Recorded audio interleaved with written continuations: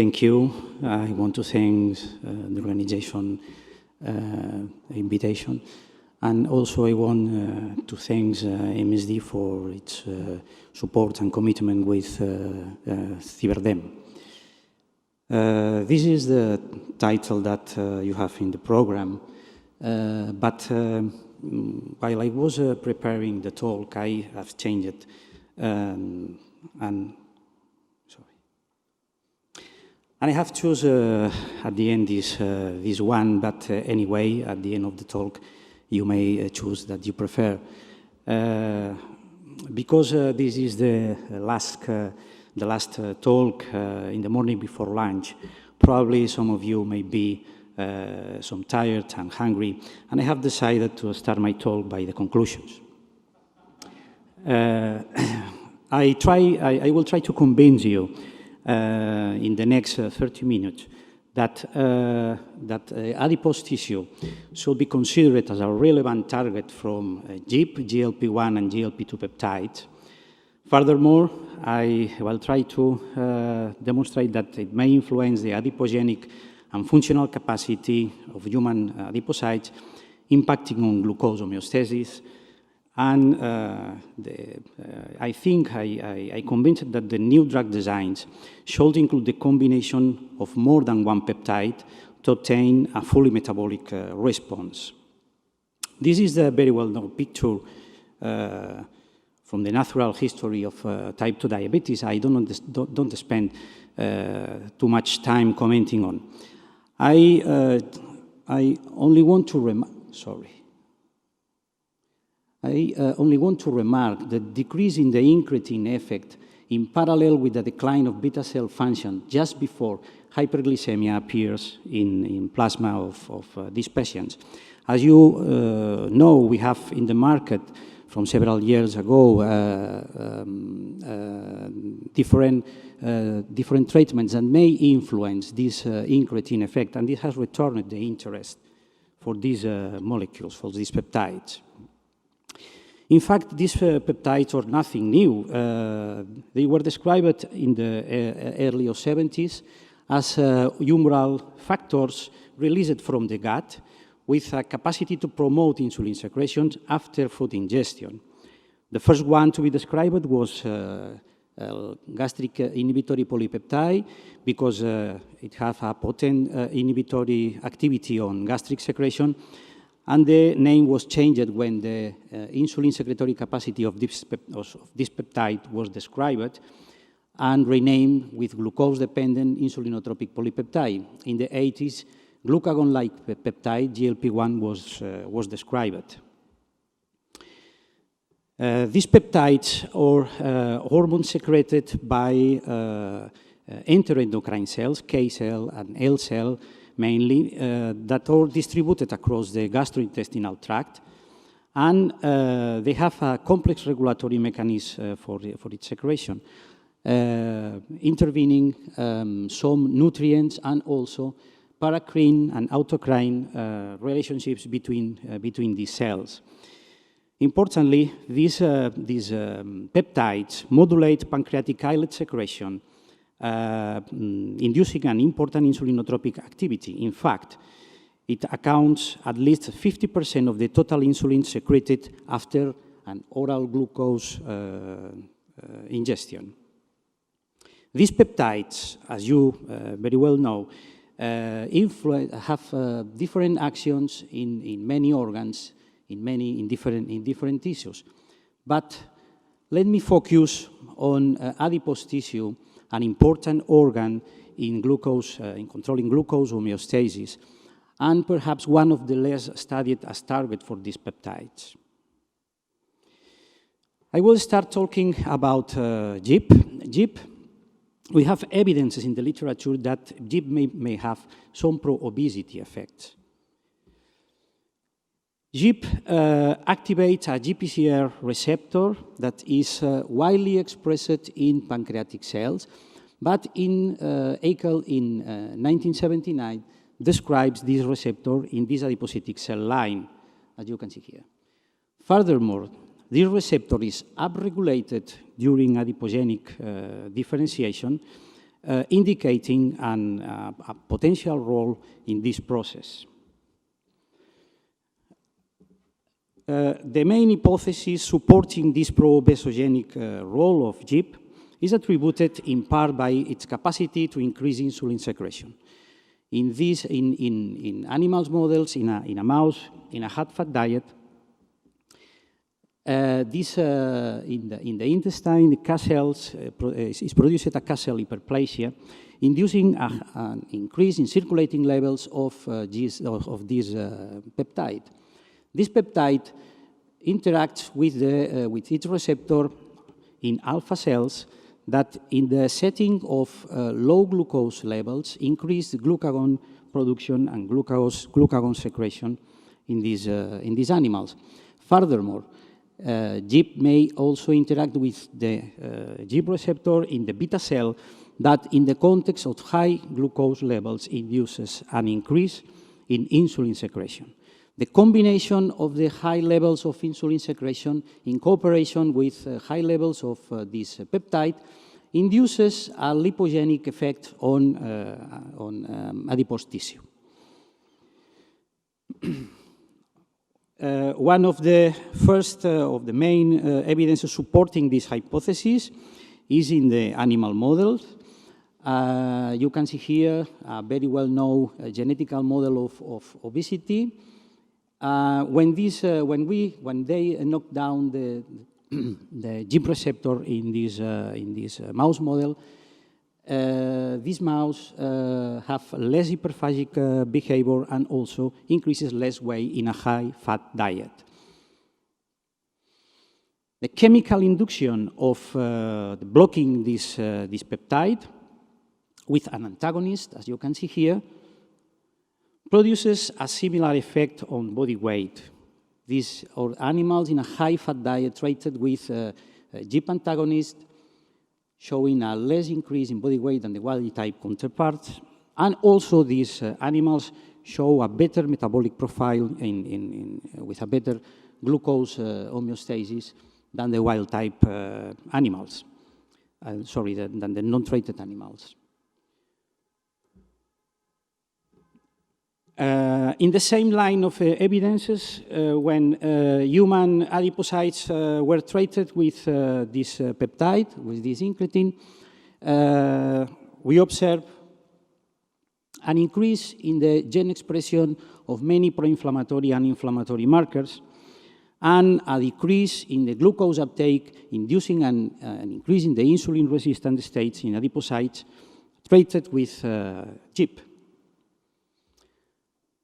However, on the contrary, we have in the literature evidences on the opposite, that GIP may have anti-obesity effects, may have. The first evidence is also in the animal models, in this case, a mouse overexpressing GIP, a mice model overexpressing GIP. As you can see here, the heterozygous mice overexpressing GIP in a high-fat diet increase less weight than the wild-type counterparts. When the authors examined the adipose tissue of these animals, they found a decrease in inflammatory markers compared to the wild-type animal. In the same line of evidence, the treatment of adipocytes, of these mouse cell line adipocytes with GIP increased the expression of glucose transporter in the membrane of these cells, and also increase the glucose transport of glucose, improving insulin sensitivity in these cells.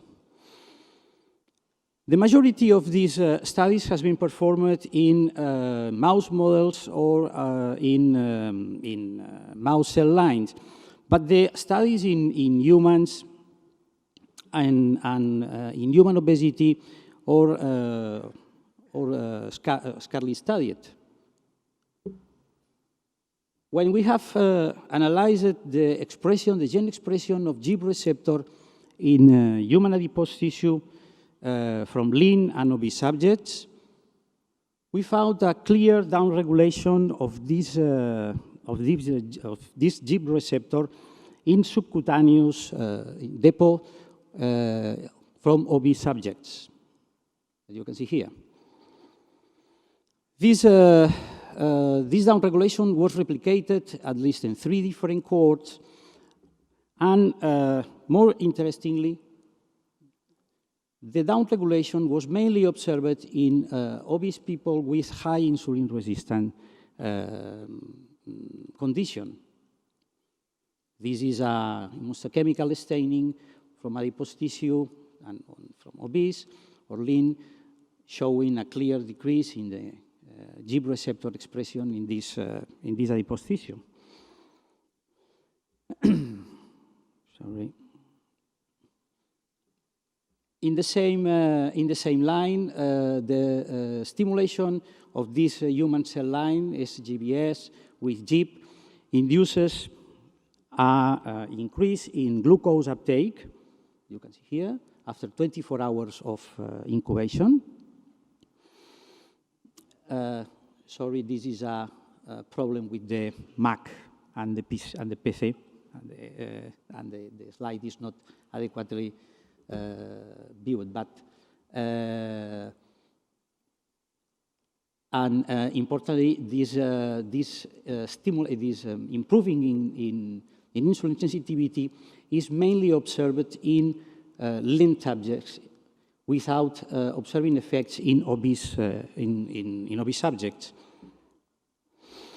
Well, taking together all of these observations, we hypothesize that the GIP receptor signaling may be disrupted in the insulin-resistant state, as occurs, for example, in obesity. And we propose that the normalization of this function may be a potential therapy for the treatment of obesity or related disorders.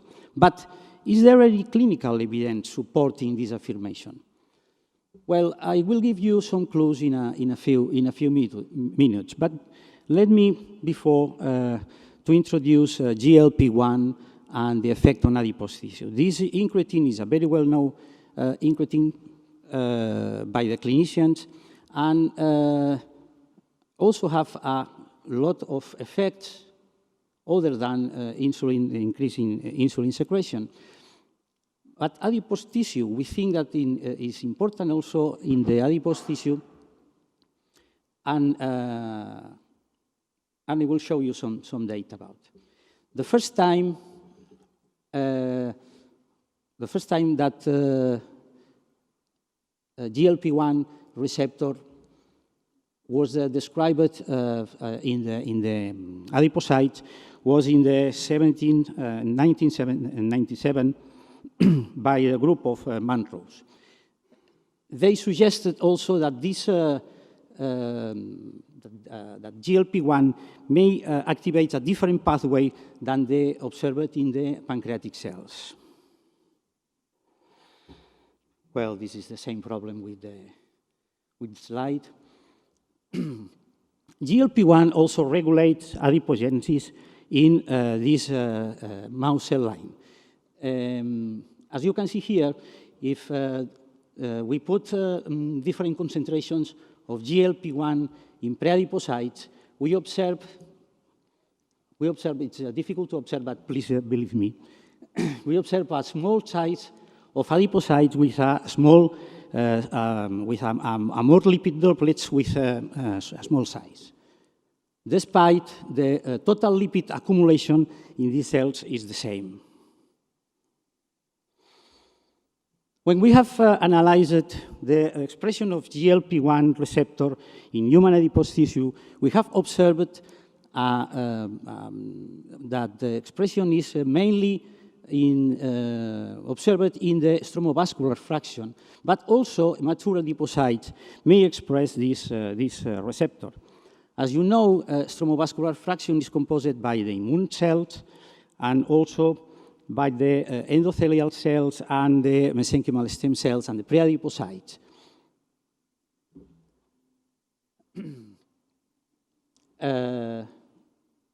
Interestingly, when treatment of human isolated adipocytes with GLP-1 induces a lipolytic effect, as you can see here, both in the mouse cell line and also in human adipocytes, in adipocytes differentiated from human cells, from human mesenchymal cells. When we look for the differences in the expression of GLP-1 receptor according to the presence of obesity, we observe a clear increase in GLP-1 receptor in visceral depot from obese subjects. Mainly, as you can see here, in obese subjects with high insulin resistant condition. Well, this is the last slide that is not adequately viewed. When we submit adipose tissue,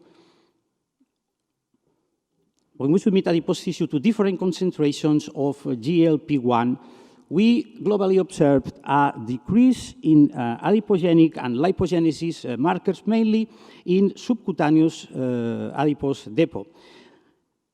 And on the contrary, markers of lipolysis were increased, mainly also in the subcutaneous adipose depot. When we block the GLP-1 by an antagonist, in this case we use XND9, we observe only a partially reversion of the effects of GLP-1 treatment, suggesting that this peptide may be activating a different receptor of the canonical and classic GLP-1. In fact, we have developed an hypothesis suggesting that circulating GLP-1 may activate a canonical pathway on activating the classical GLP-1 receptor, decreasing adipogenesis and lipogenesis and increasing lipolysis, but also GLP-1 may activate a different GPCR receptor and identified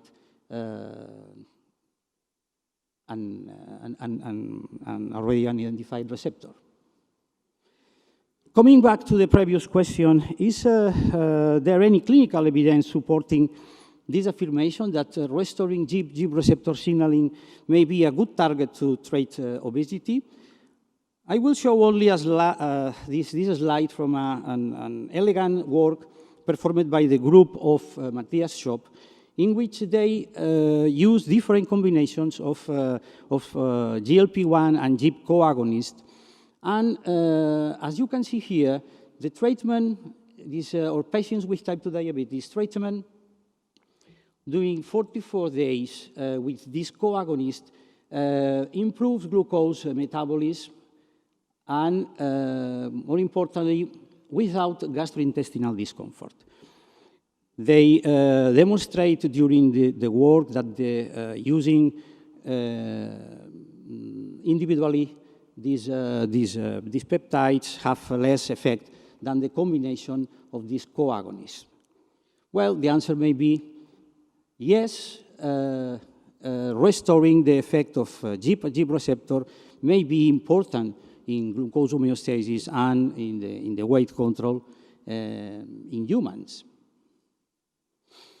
The last part of my talk, I will introduce some data about GLP-2 or GLP-2R system.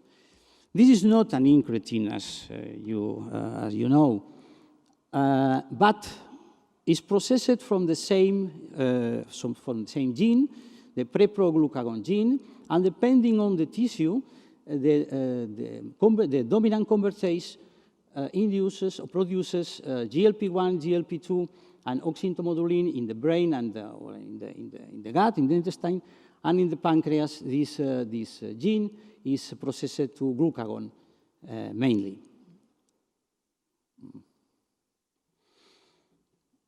The main interest of GLP-2 was not metabolic the metabolic properties.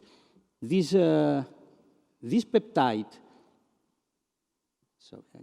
this peptide is very important in mucosal growth and influence nutrient absorption. This peptide also has capacity to reduce inflammatory markers, and the main clinical use for this peptide, we have in the market one agonist of GLP-2 is teduglutide. The main clinical use is in inflammatory bowel disease and also in short bowel disease to increase the nutrient absorption and decrease the permeability. But recently, well, before that, this peptide is co-secreted with GLP-1 after nutrient ingestion. As you can see here, this is the curve of GLP-1, and this is the parallel curve of GLP-2 after a meal test. Interestingly, GLP-2 increases glucagon circulating levels after a meal test administration. Then if this peptide is co-secreted with GLP-1 and also have effects on glucagon, probably it has an important role in homeostasis, in the metabolic homeostasis. The first evidence that GLP-2 may influence the glucose homeostasis was in 2003 in pigs, in which GLP-2 infusion increased visceral uptake of glucose in these animals. More recently, this receptor is also expressed in POMC neurons, as you see, and blocking these POMC neurons produces an impairment in glucose metabolism and an increased hepatic insulin resistance. On the contrary, GLP-2 administration, intraventricular administration, improves glucose metabolism and also improves hepatic insulin sensitivity in these animals. However, these effects seem to be only transitory. When we have analyzed the central administration of GLP-2 in a mice model with a high-fat diet, we observe a decrease in body weight only during the first days after administration, and this effect is lost during the follow-up. The analysis of the glucose metabolism at the end of the study, the 40 days, don't show differences between teduglutide, that is the GLP-2 analog, or the control treatment. GLP-2 receptor is also expressed in other tissues, including adipose tissue. We have studied the expression of this receptor in human samples, and we have detected GLP-2 receptor expression both in subcutaneous and visceral depot, and also in mesenchymal stem cells from this tissue. As you can see here, this expression of this receptor is found mainly in mature adipocytes, but also in the stromovascular fraction, which includes the mesenchymal stem cells. This is an immunostaining of GLP-2 receptor. As you can see here, we detect GLP-2 receptor both in the cytoplasm and also in the membrane, suggesting a regulatory mechanism. Treatment of human adipocytes with the GLP-2 increases the lipid content in these cells, and as you can see here, and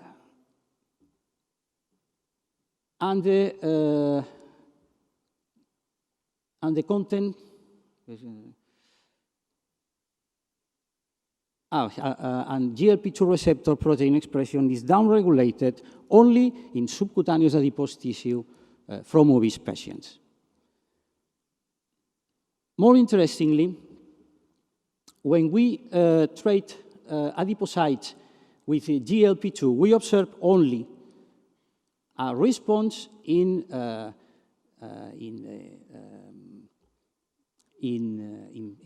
adipocytes derived from lean subjects with an absence of response in adipocytes from obese patients. Altogether, we propose that adipose tissue may be a new target for GLP-2 activity, influencing the adipogenic and functional capacity of human adipocytes.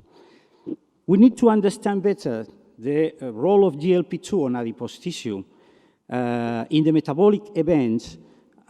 This may help us to define more precisely the new potential indications of clinical usefulness in metabolic imbalance of this peptide. And coming back to the first slide regarding the conclusions, I hope that you are convinced that adipose tissue should be considered a relevant target of these peptides. And clearly, these peptides may influence adipogenic and functional capacity of these cells. And I'm convinced that the new drug designs should include the combination of 2 or more of these peptides to obtain a fully metabolic response. Well, I want to thank my collaborators and some of the sponsors of the group, and I want to thank all of you for the patience.